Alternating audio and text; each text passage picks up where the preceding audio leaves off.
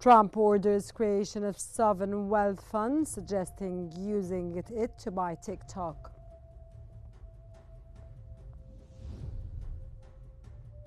China retaliates with tariffs on U.S. coal, LNG, oil cars and farm equipment.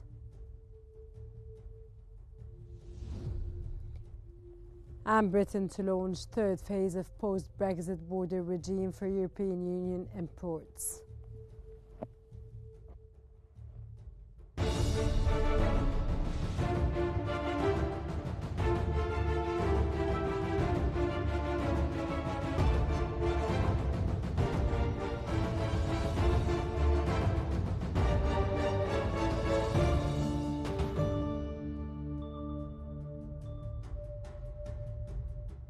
Welcome to Qnews Economic Bulletin, where we bring you the latest developments shaping the global economy.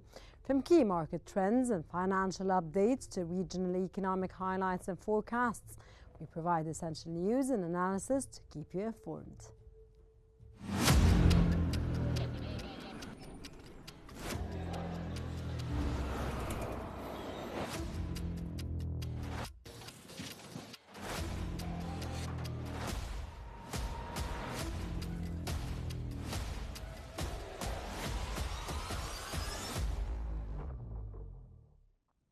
Welcome back. We start off with the United States, as the Commerce Department has reported that the construction spending increased more than expected in December, rising 0.5%, driven by gains in single-family home building. This follows upwardly revised 0.2% increase in November. Private construction investment rose 0.9%, with residential construction up 1.5%. However, rising mortgage rates continue to challenge the housing market, despite builders' hopes for relaxed regulations under President Donald Trump's administration. Public construction spending declined 0.5%, with state, local and federal project outlays decreasing.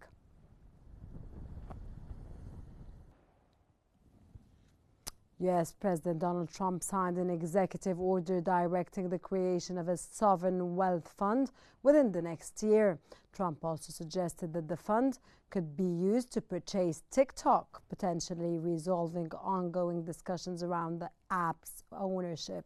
The order instructs that the Treasury and Commerce Departments to submit a detailed plan for the fund in the next 90 days, outlining its funding mechanisms, structure, and investment strategies.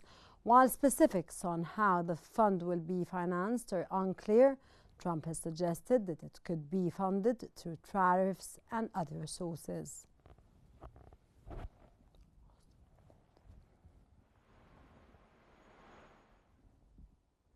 Chicago Fed President Austin Goolsbee cautioned against rapid interest rate cuts, citing risks of inflation resurgence amid growing uncertainty from the Trump administration's new trade policies.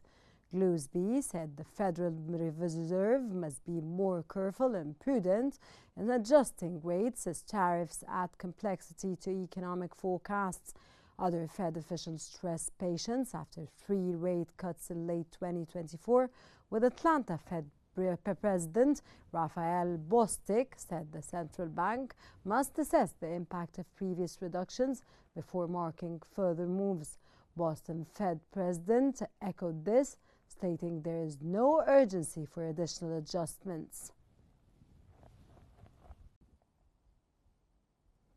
U.S. President Donald Trump suspended planned 25% tariffs on Mexico and Canada for another 30 days after securing border security and crime-fighting commitments from both nations.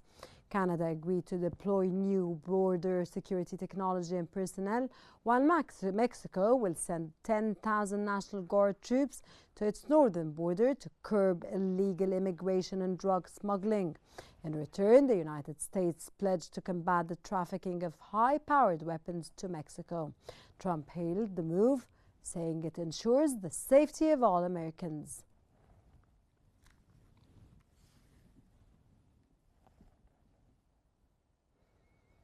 Unlike Mexico and Canada, China faces a 10% tariff increase beginning Tuesday.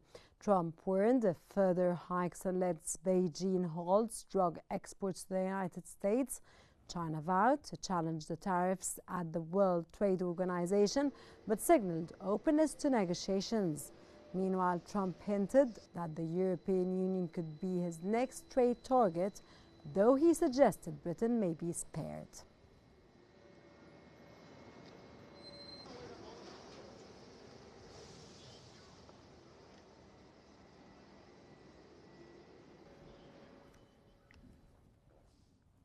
For its part, China's Ministry of Commerce announced that it has filed a complaint with the World Trade Organization against the U.S.'s decision to impose a 10% additional tariff on Chinese imports.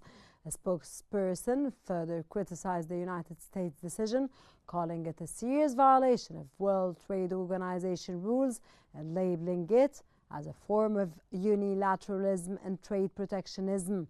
The ministry warned that the United States' actions undermine the multilateral trading system, destabilizing global supply chains and straining U.S.-China economic cooperation.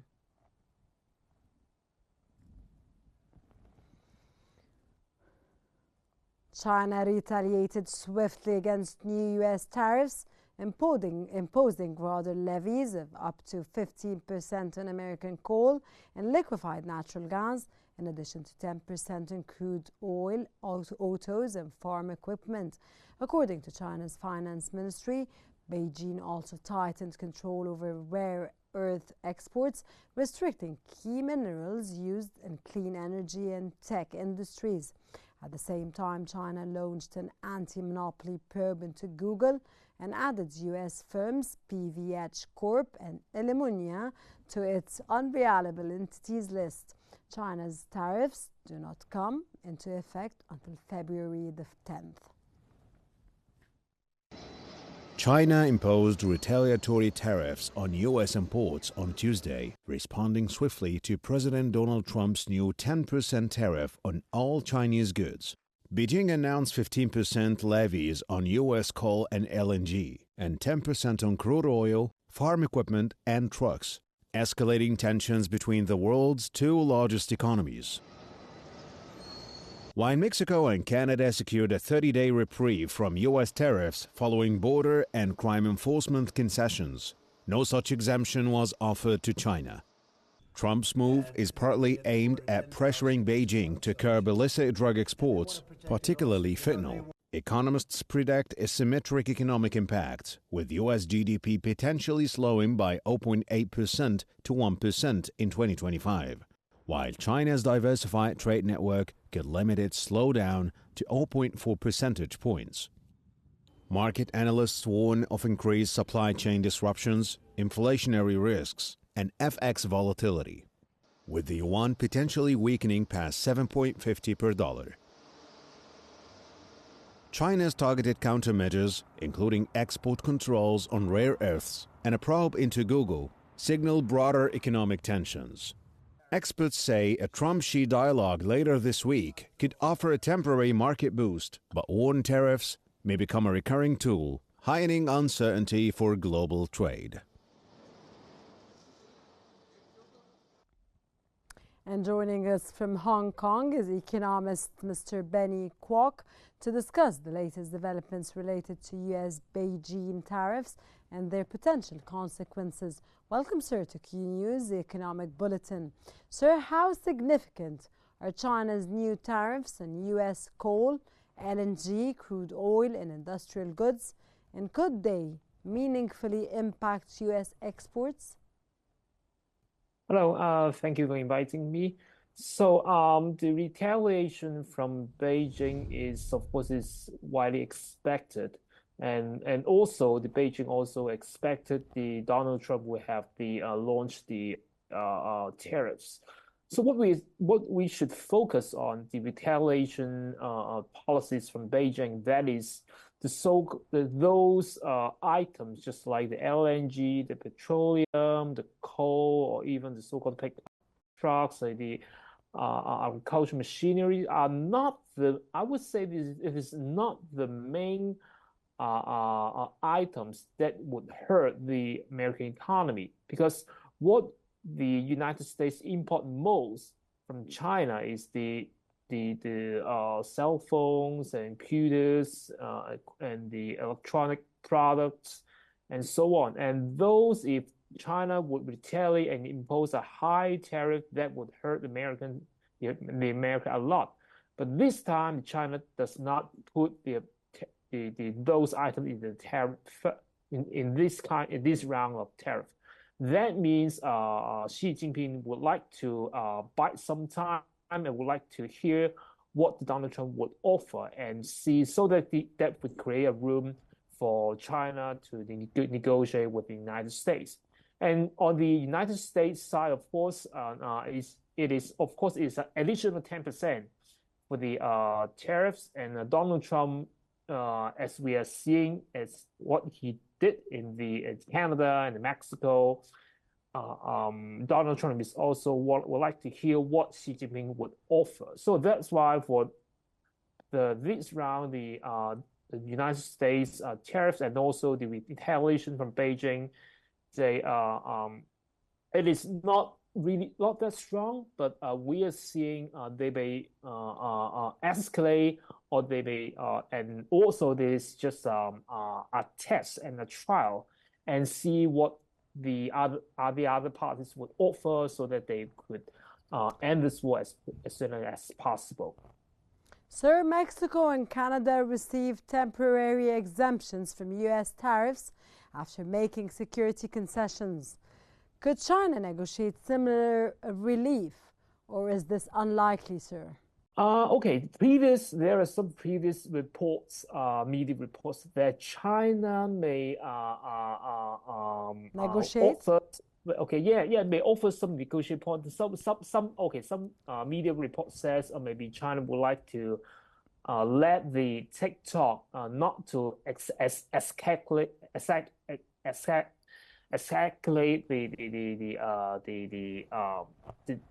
the TikTok into the national security level, to just let it to downgrade to just a business level.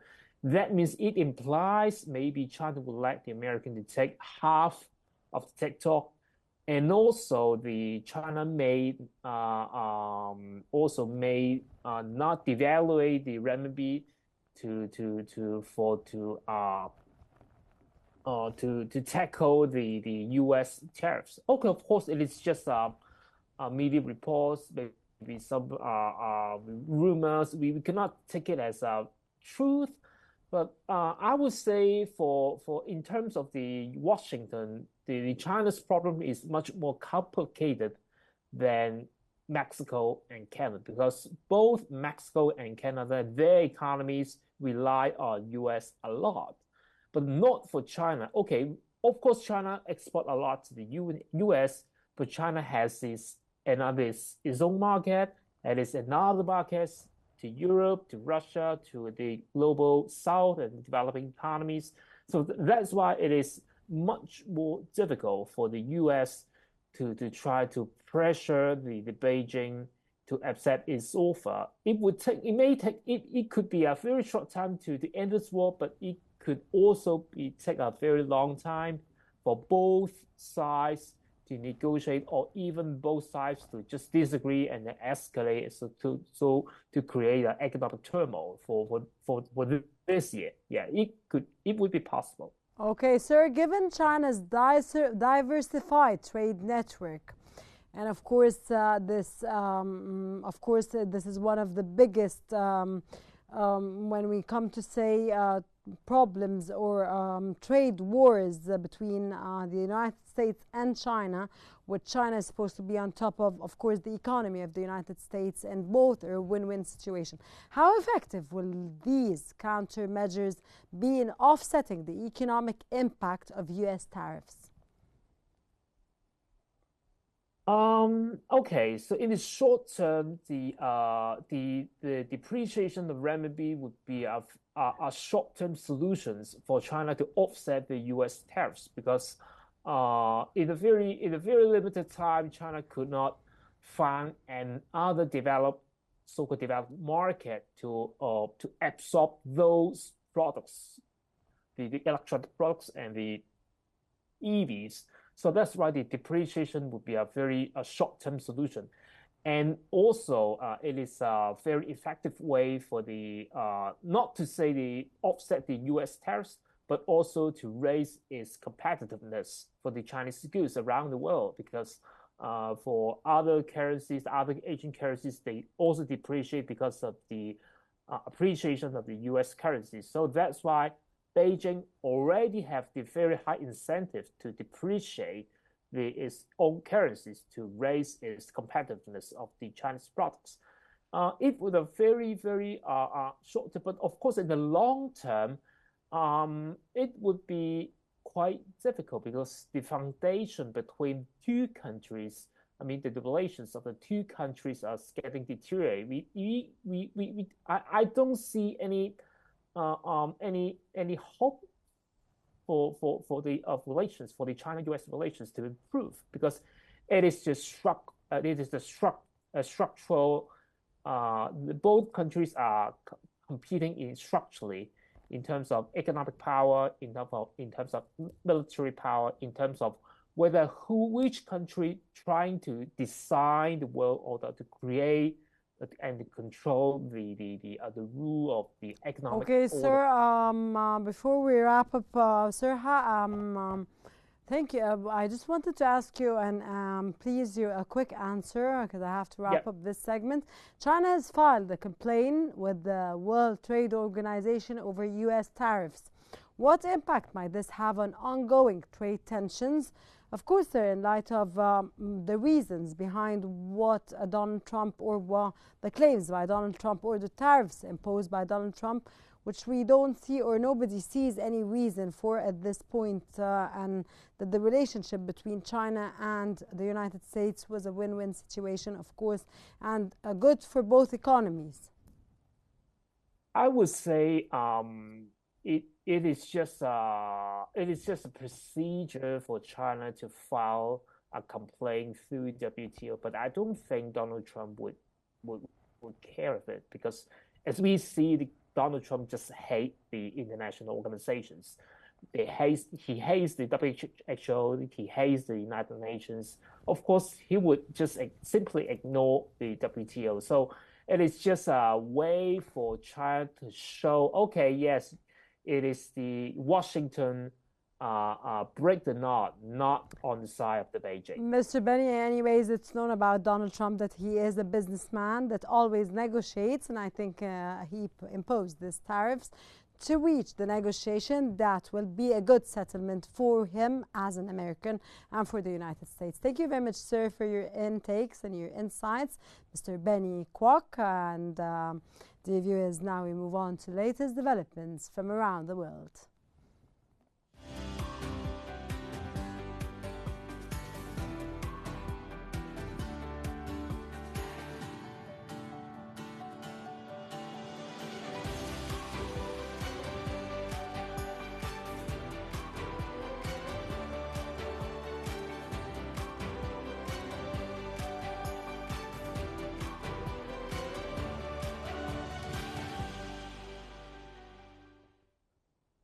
Britain will roll out the delayed third phase of its post-Brexit border regime from imports from the European Union this Friday, marking a key step in the country's separation from the EU. Initially set from October the 31st, 2024, this phase adds new safety and security declarations for EU goods entering Britain. The first phase in January 2024 required extra certification, while the second in April introduced physical checks on meat, fish, dairy, and new charges. The third phase will require detailed product information and declarations before goods arrive at the United Kingdom borders, allowing intelligent risking of goods and reducing unnecessary delays.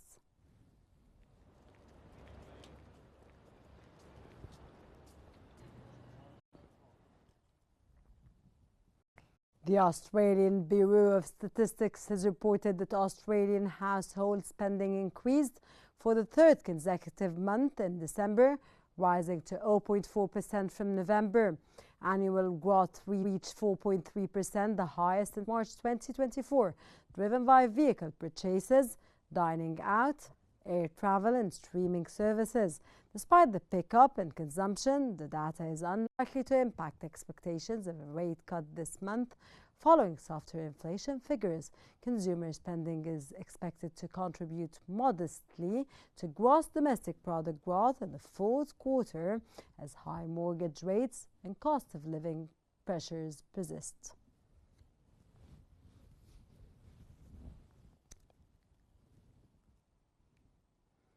The economic survey presented by Indian Finance Minister has expected the economy to grow between 6.3% and 6.8% in the fiscal year starting April the 1st. The projection suggests sluggish conditions with growth for the current fiscal year set to hit a four-year low of 6.4%. Ratings agency ICRA has forecast 6.5% growth for 2025-2026, aligning with government estimates. The upcoming budget on Saturday, Prime Minister Narendra Modi's first full budget in his third term, is expected to introduce policy measures to boost consumption and cut tariffs to support domestic manufacturing.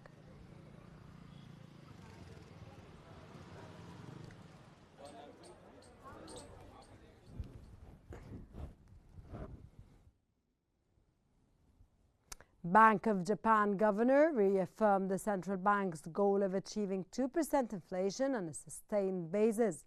Speaking to Parliament, he noted the challenge of excluding one-off factors like fuel and fresh food costs when assessing underlying inflation. The Bank of Japan, which ended its massive stimulus last year, raised rates to 0.5% in January, signaling confidence in stable inflation.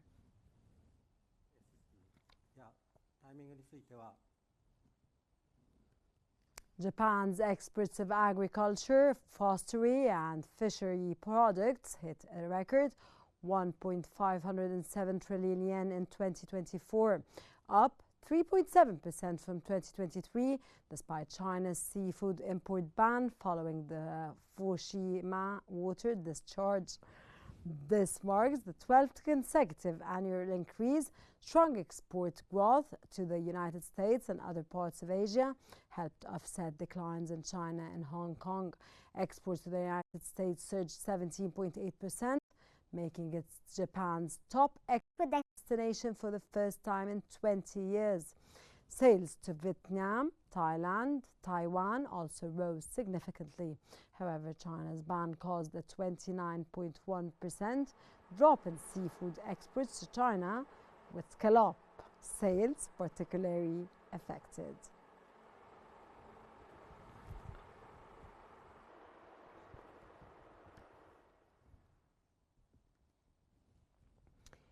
The Tourism Ministry has announced that Morocco's tourism revenue reached a record of 112 billion dirhams in 2024, marking a 43% increase from 2019 and a 7% rise from 2023. The country welcomed 17.4 million tourists last year, with December revenues reaching 8 billion dirhams, up 11% year on year. Tourism Minister said the surge reflects Morocco's ability to adapt to global trends and attract visitors with diverse experiences.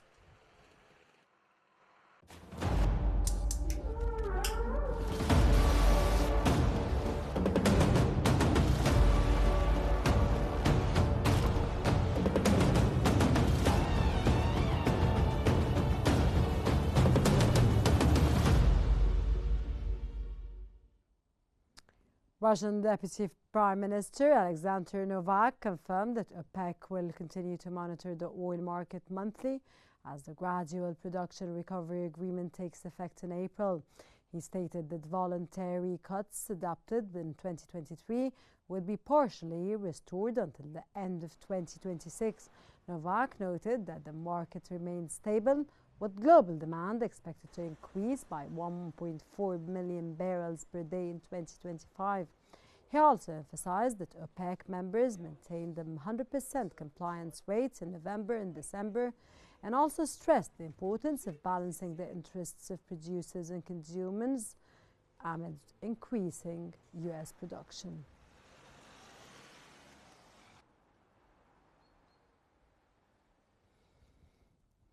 Crude prices fell on Tuesday as the United States tariffs on China took effect, and Beijing retaliated with its own measures, heightened trade war fears, while U.S. President Donald Trump delayed steep levies on Canada and Mexico for a month.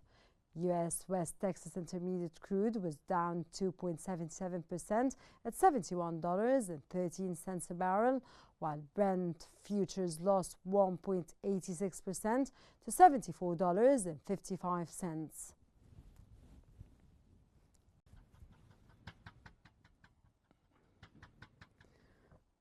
Gold prices regained an all-time high on Tuesday, driven by investors seeking the safe haven asset after China retaliated with tariffs on the United States in response to President Donald Trump's tariffs. Spot gold gained 0.9% to $2,837.29 per ounce after hitting a record high of $2,845.14 earlier in the session. U.S. gold futures rose 0.3% to $2,865.20.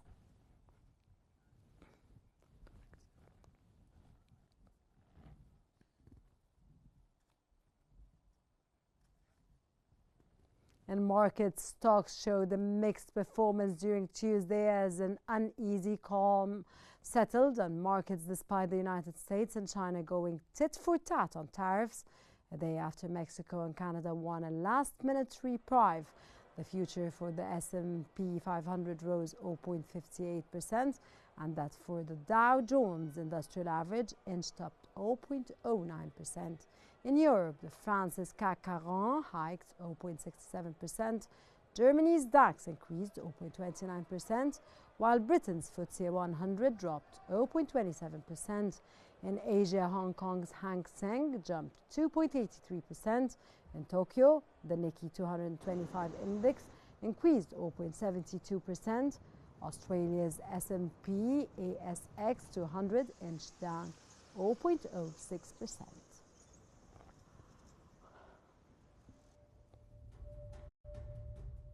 That's all for now. Here's the wrap-up of what we have been covering. Trump orders creation of sovereign wealth fund, suggesting using it to buy TikTok.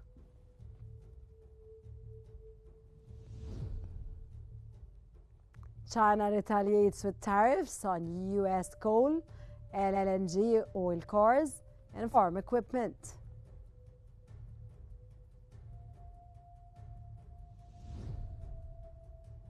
And Britain to launch third phase of post-Brexit border regime for European Union imports.